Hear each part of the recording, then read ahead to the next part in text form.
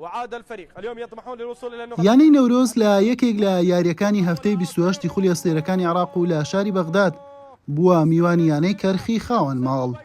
نیوە یەکەم کەناریەکانی بەغداد لە میوانەکەیان باشتر دەرکەوتن.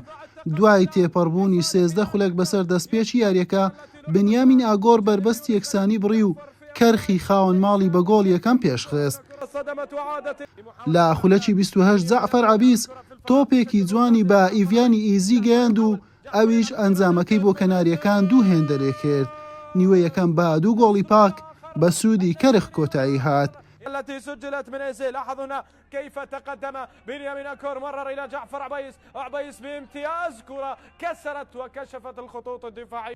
لە نیوەی دۆمکوڕانی شاری سلێمانی جیاواز هاتنەوە نێو یاریگا و دوای تێپەڕبوونی تەنها یەک خولێک، ئاسۆ ڕۆستەم بە ئەسیستی وائیل بن عوسمان گۆڵی یەکەمی بۆ نەورۆز تۆمار کرد و جیاوازیەکەی بۆ گۆڵێک کەم کردەوە.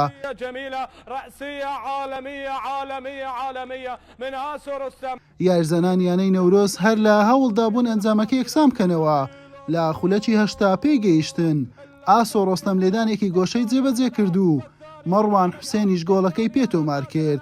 یاری بە یەکسانی دوو گۆڵ بۆ هەر لە یەکیان کۆتایی هات. بەم یەکسانیە نەورۆز کۆی خاڵەکانی گەیاندە 35 خاڵ و لە خانەی 13 ڕیزبەندیە کەرخیش 38 خاڵی هەیە و لە پلەی 10 ناوەڕاستی ڕیزبەندە. حسێن محەممەد، کەناڵی پێام.